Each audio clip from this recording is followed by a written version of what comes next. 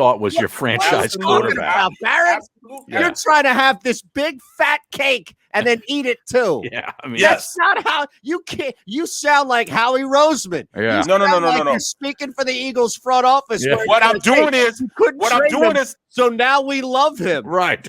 Yeah.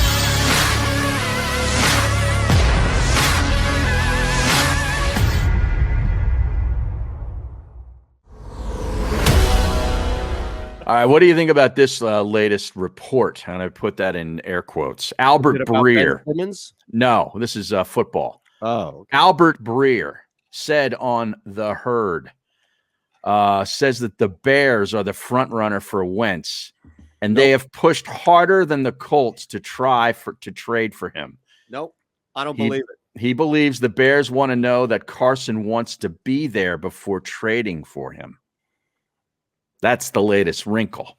Yeah. And, too many variables over there. But there lies the problem right there. I don't buy it. So it's gonna put a wrench in that whole trade going down because number one, they're gonna want to know that he's gonna be totally invested in becoming a Bear, and that he doesn't just want to push himself to be a Colt. That's number one. Then number two, the fact that Foles is still there. And probably the biggest thing when I talk about, but his old coach is there who he hated. But he maximized his playing potential, but he hated him, man. So why are we even believing this? Like that's what I don't get is why do you believe it? Well, some people bought into a fake tweet last night that the Bears had traded for Wentz for Foles, a first-round pick in 2021, and a fifth-rounder. Yeah, and there were some important people that actually believed it for a little while. Jesus. I sent it to you. I put it on the text line, and I was like, "But look at the name. Look at the name." Yeah. I said, "Once you see the name, man." But Barry McCockiner. yeah, right. I realized that noted NFL source. Yeah. I already muted that account like last year or so. Yeah. But that was great though. That was a great. I said the name in itself, man. Right. That was great, man. But then turn around, and they had everything. They even had the jersey on him with him throwing the ball and everything. I said, this is a great. He actually looked good in that jersey, right? Look, Chicago. I hate to break it to you guys, but Chicago is not involved. No, involved. I don't think here's the thing. It doesn't matter if it's people here, if it's people in Chicago. They won't even go as far as to say there is anything tangible. This has all been played for Indianapolis. Frank Reich and the Colts know that Carson will come and play there. They know that nobody else wants to put up with his crap, including John DeFilippo. There's only one destination where you can go, and the Colts are basically fighting right now to give up a second and like a fourth. I thought it was 2 twos. Well, that's what I'm saying. The Colts are fighting to not give up 2 twos, and the Eagles are fighting to get 2 twos. That's what this has come down to. They are not making this trade, guys, because they are fighting over a back end part of it, a small variable over whether or not the second piece is a third that turns into a 2 or a 4 next year. Exactly. That's what they're fighting over. So a conditional draft pick. Denver, and this other crap. Nobody wants to put up with Carson Wentz's shit. Nobody does, except Frank Reich. That's it. Yeah. That's it. And I don't even know that he's really clamoring for it either. He's not clamoring. You're right. Nobody is kicking the door down for Carson Wentz. Isn't that amazing? Well, no, I mean, if you look at it, there's only a few coaches that I say could get through to Wentz and make Wentz and maximize his playing potential. I think if he went to the 49ers, Shanahan can get him to maximize his potential. He could go there. Other than that, I really can't see. Even if you guys were talking about him going down to the Carolina, I don't think that they could. I don't think that. I think that he would still think he's the smartest guy in the room. He has to have somebody that is really almost an offensive savant to get him to really be quiet, sit down, focus, and listen to what they're going to do. Shanahan would rather have Cousins than Wentz. Oh, there's no question. Yeah. No question. There's no question. But I mean, that's the reality of the situation is Carson is trying his best. Well, he wants. We don't know this for sure, but I think he wants to get to the Colts. But if he can't go to the Colts, I think he'd rather just stay. Why wouldn't he? I mean, there's going somewhere else. He doesn't want to stay. Yeah, he'd rather be in Siberia. Right. No, I don't think so. I think he just wants to go to the Colts. If he doesn't go to the Colts, I think that he would rather stay. That's what I'm Really? thinking. Yeah, I mean, I it's not a don't bad know. situation for him right now. It's Yeah, not a bad terrible situation at all. situation here. They know Nobody- he's It's not. untenable.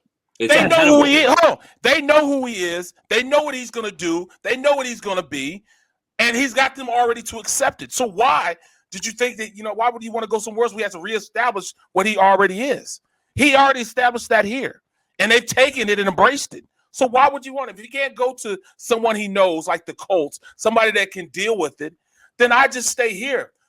It's like the wife that you already know. The grass ain't always greener somewhere else. He knows the grass here.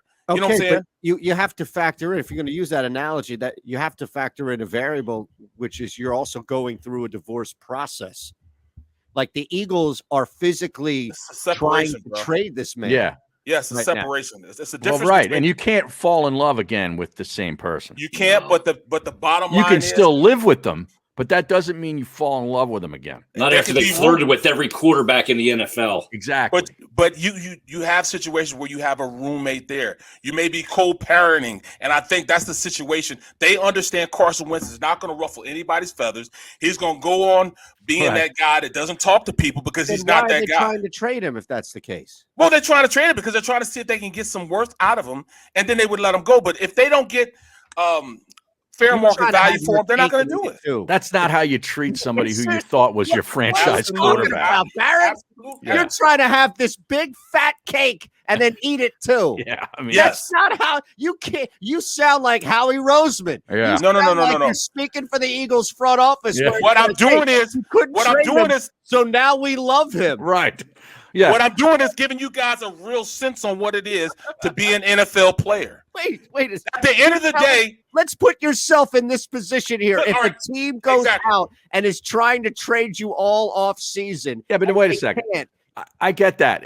But it's not a same comparison because a franchise quarterback is treated differently than any other player on the roster. exactly. Okay, and I'm no disrespect to Barrett when he played, but even a starting left tackle isn't viewed the same way if you have a franchise quarterback. Absolutely. You don't Absolutely. flirt with trading a franchise quarterback and then all of a sudden say, "Oh, we couldn't get what we wanted for you, so we'll take you back."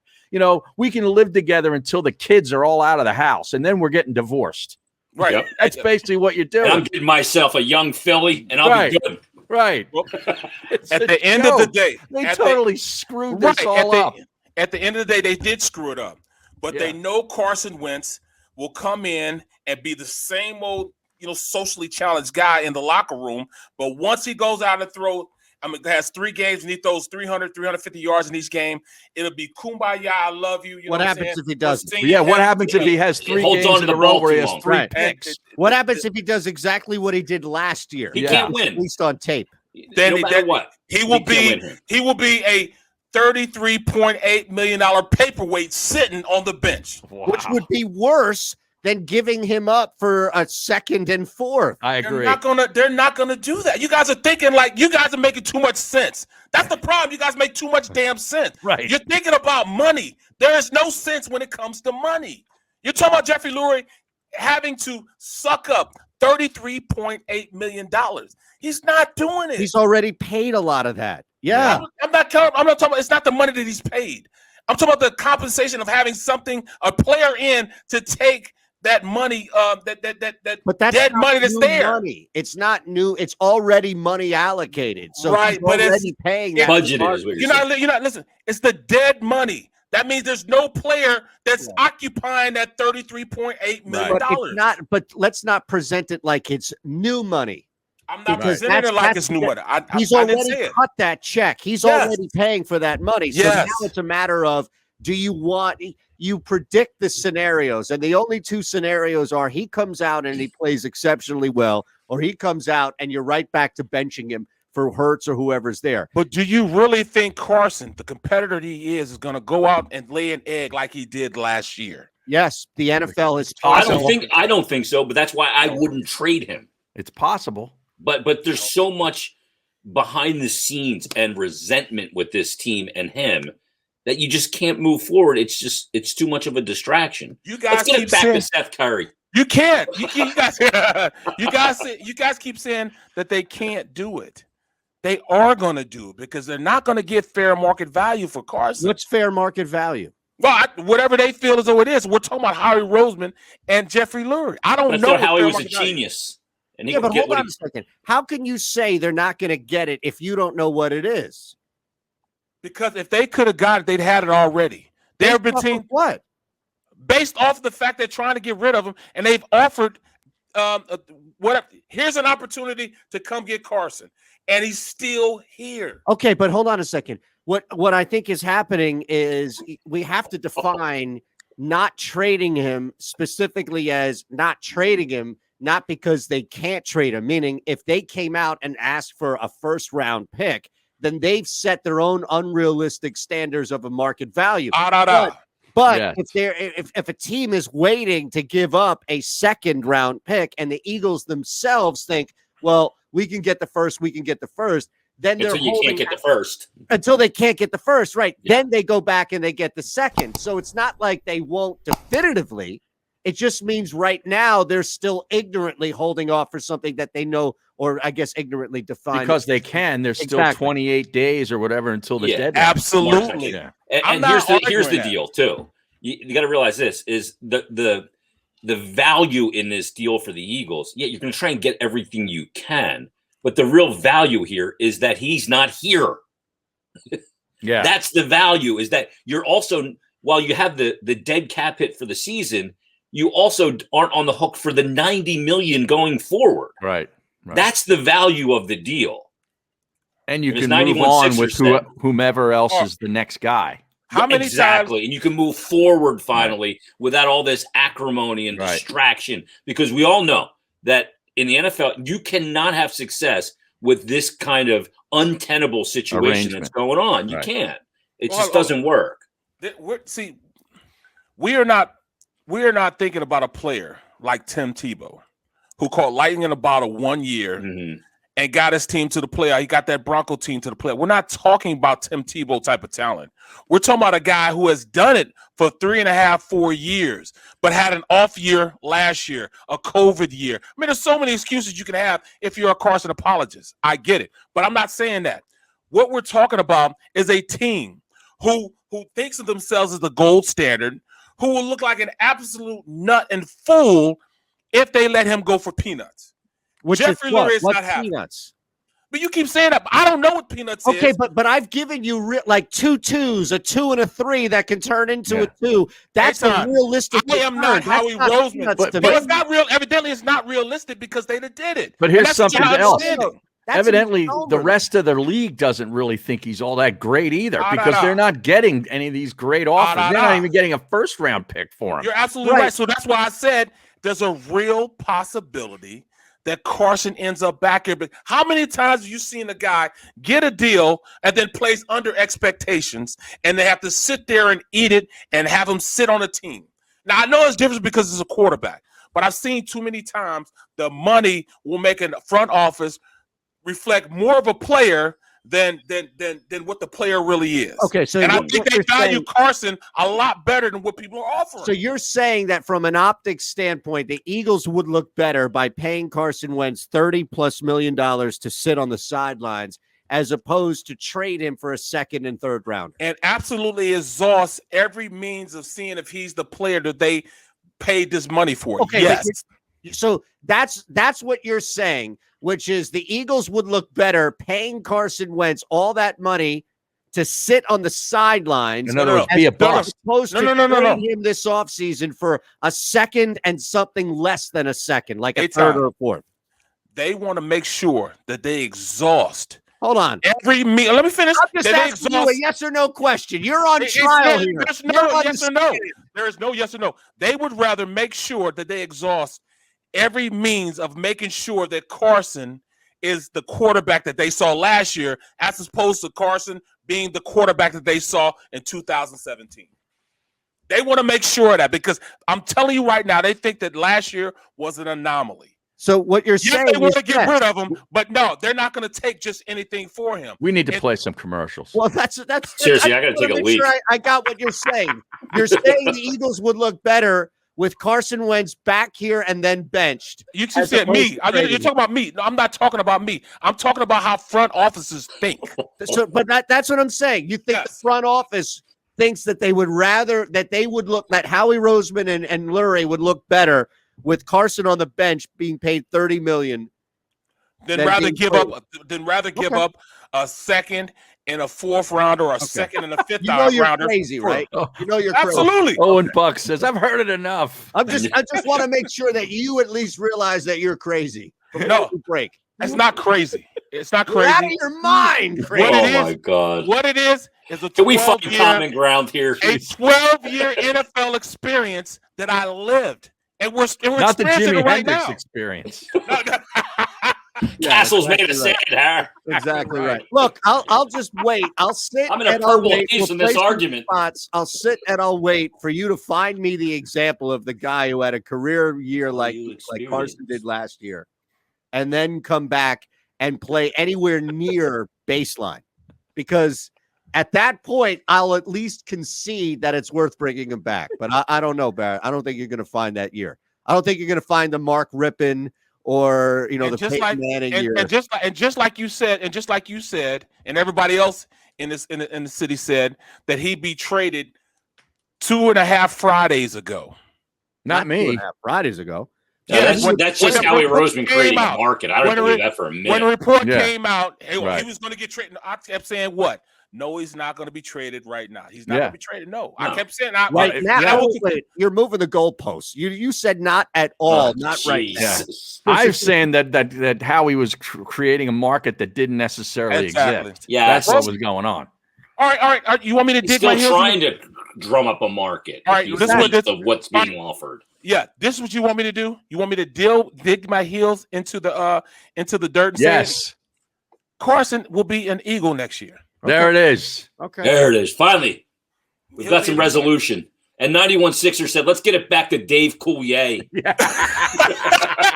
You ought to know. Isn't it ironic? Oh, my goodness. God. Watch what I tell you, man. Watch what I tell you. I've seen it happen too many times, but I've seen it happen before. We got him to say it 8 times. Over and over again. He's in. He said it. But there's so many examples of it the opposite happening too. That's what I don't understand. Like of a young, you keep saying of a young player who played that bad after playing at an MVP level, and then playing mid-range around 10, 11. As far as best quarterbacks in the league, 10, 11 as far as the quarterback ranking for 2 years. Whose rankings are these? I'm talking about Albert Breer's. Yeah, come on. So you saying Carson, these numbers out, these rankings, these. All right, let me do this. Let me do it so you understand. Whose rankings are these? Carson played at an MVP level in 2017. Right or wrong? Yes. In 18 and 19, played in the play. Well, he made it. He brought his team to the playoffs. 18 and 19. Foles played better than Carson did. So, and last year also, last 4 games, he didn't get up to the playoffs. Carson Wentz was hurt. You're talking about the year after they won the Super Bowl. In 19, 18. Okay, 18. Yeah, 18 was Foles. And remember, Carson was still playing hurt, and that was exactly okay. But the back issue, right? He still played. I might have heard about that. Then 19. Yeah, right. Jason reported that. 19. Yeah, Bertina's broke it. Yes, not his back. No, he didn't break his back. But how dare you break that story without everybody? Who's your source, Cuz? Yeah. How he's texting Anthony. Yeah. This is BS. Yeah. Okay. No, I'll tell you. The numbers where it jumped out. The difference for Carson Wentz was twofold this year, and I don't know how teams look at this and think both are going to be fixable because of how long he held on to the ball. But interceptions and sacks. That was the biggest difference. That was the humongous jump right there. Do you have that? Let's pick up Derek Carr. And again, there's a difference whenever you look at somebody on the field, on the court, on the ice. I understand that. But you don't have a departure. You know who Derek Carr is. Derek Carr is going to get you 25 touchdowns, 8 interceptions, and that's pretty much it. And that's really where you are with Derek Carr. Carson Wentz could kill you.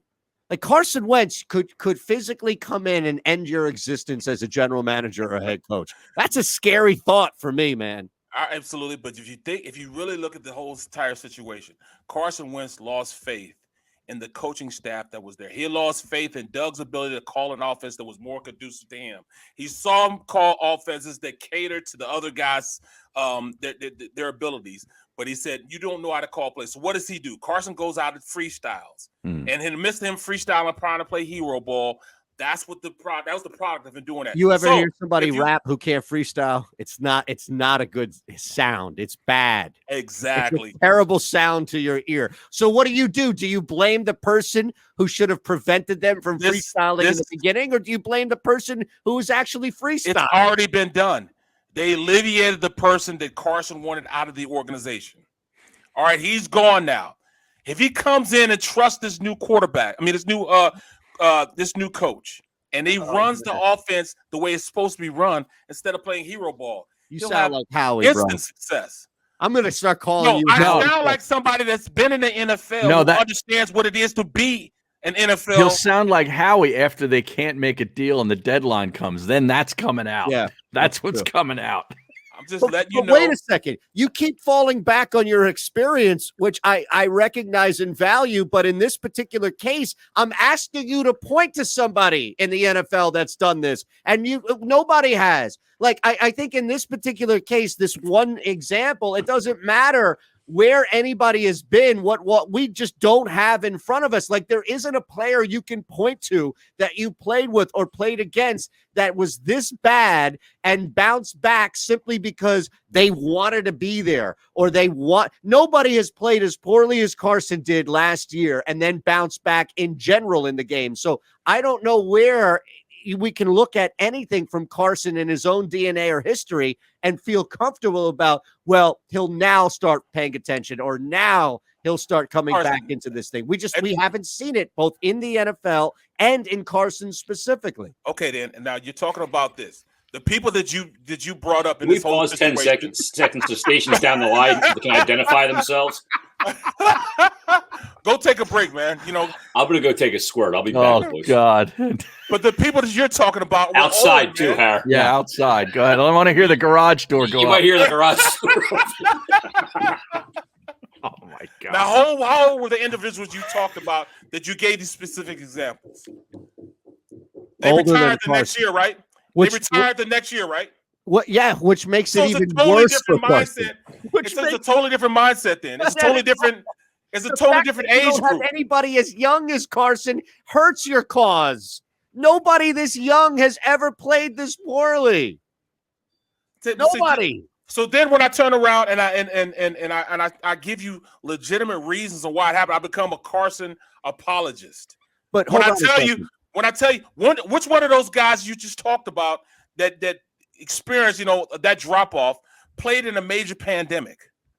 Which one of them played with an offensive line that only had one starter start the entire year? Yeah, but you can't use the pandemic.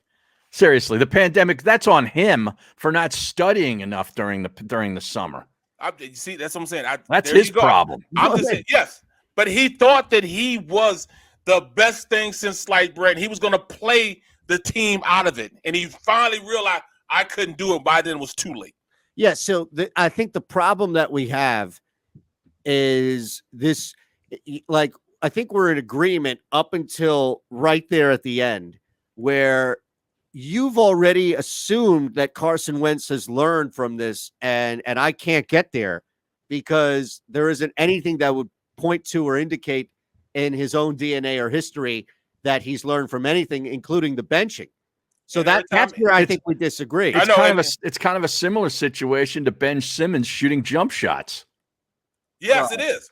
You're right. It's kind of similar. If you bring, you can't say that. Like, what gives anybody any indication that he's ever going to do that? Well, but then I'll come with this.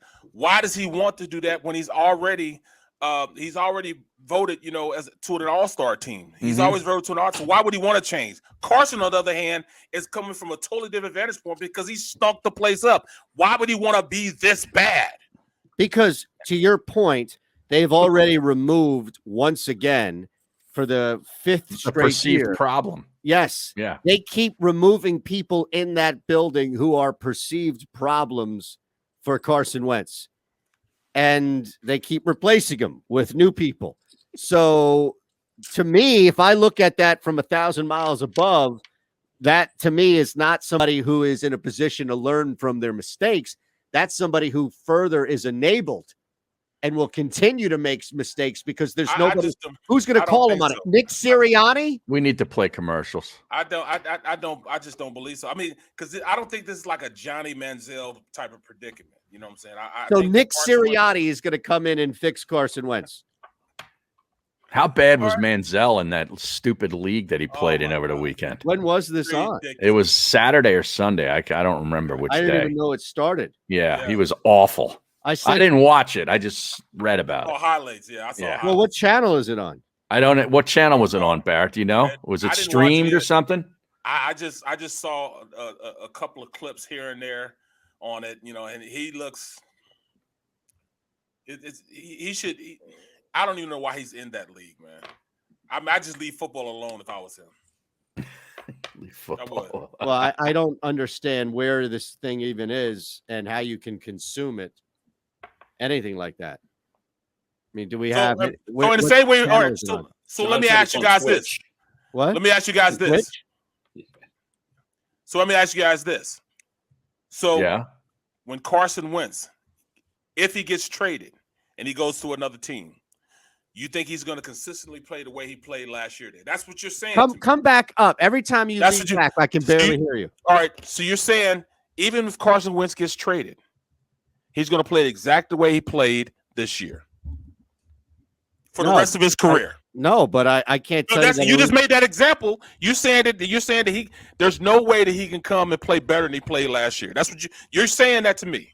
I'm saying is that history shows nobody has played as poorly as Carson did last year and has come back to anywhere near the baseline, like the actual middle ground, if you will, maybe a better example. So that's what I said. He'll never play it. Or 19. Like I think right now, based on history, there is nothing that would indicate that Carson Wentz could get back to 18 or 19, forget 17. Even with the Colts.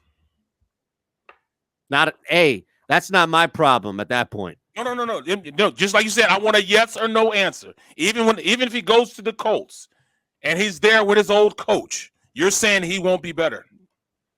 But what does that have to do with the Eagles trading him? Because that coach isn't here in Philadelphia. No, but we're talking about Carson Wentz's performance. Because if he doesn't get traded, which I'm saying he doesn't get traded, right, that he's going to play like he played in 2020.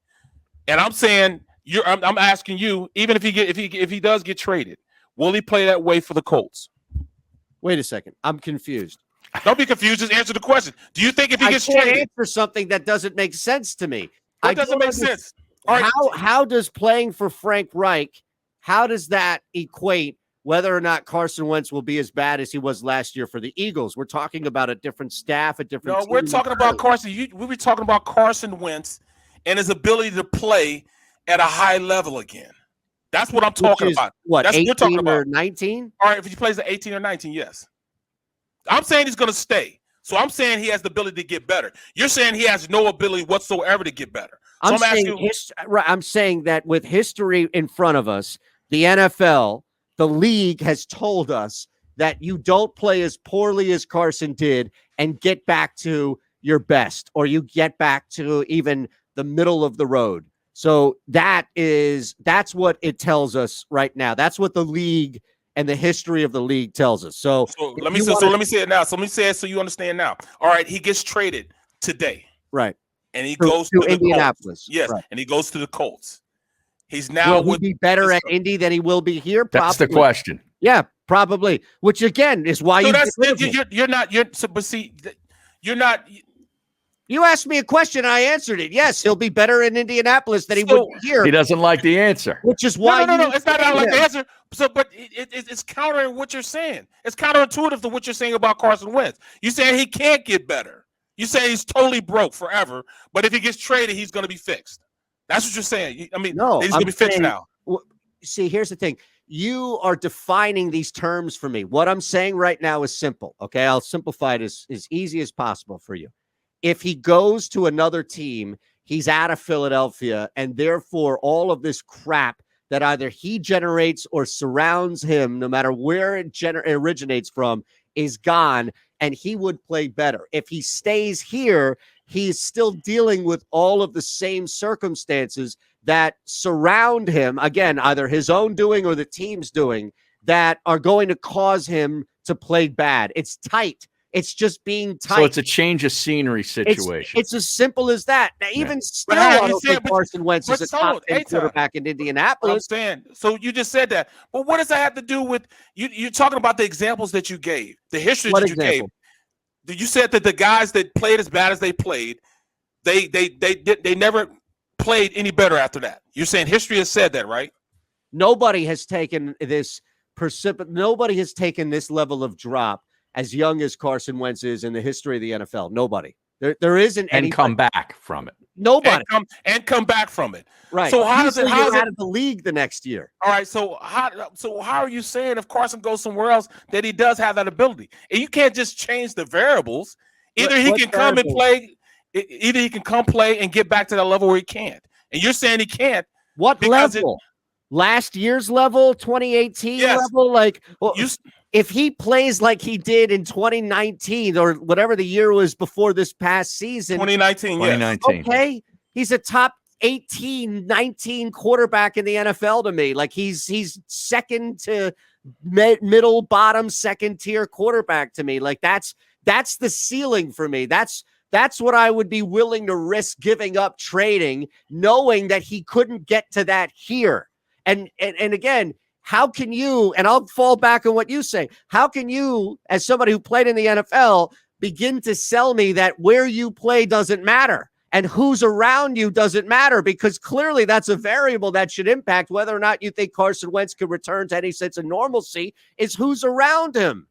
If Frank Reich versus Nick Sirianni, I'll take Frank Reich. I just don't believe personally that it's worth the investment on either team. I would not trade for Carson Wentz if I'm Indianapolis. And if I'm Philadelphia, I'd take peanuts on the dollar just to get rid of him. That's personally where I'm at. But I also don't think that he's going to return to anything higher than what we got from 2019, which was last year, not this past season. That's all. I think differently. Because I know you think differently. Carson Wentz will play think like you. But see, but you're totally opposite of what you're saying. You're saying he can never play at a high level again. I didn't say that. I said history. You said history says that. A high level is what he was as an MVP candidate. That's a high level. And I just said in 2019, he was middle of the road at best for me. That's not a high level. I mean, you said he won't even get to middle of the road. I'm saying that, yes, that there is a larger shot right now, a percentage right now, that he won't even get back to that than he will, based off of history in this league, based off of every quarterback that's ever taken a snap in this league, and all the data that we have in front of us. Guys just don't come back from those types of years. I am so glad that we have this radio show for a year. I am so glad we have this for the next year. You won't need it for a year when he gets dealt in a week. He's not going to be traded by 1 o'clock today. Hopefully, I hope so. Yeah, seriously. Right. Think about it. Then we can probably determine what value is. For goodness' sake, right? I still don't think anybody has any idea. I think this whole thing with Chicago has clouded people's judgment on where he can go and wants to go. He's a pain in the ass. I'm going to tell you how he values him. And the head coach value him a lot higher than what you guys are thinking right now. The owner, you mean? Yeah. Yes. Yeah. The head coach. The head coach. I don't even think he has a thought. Right. Yeah.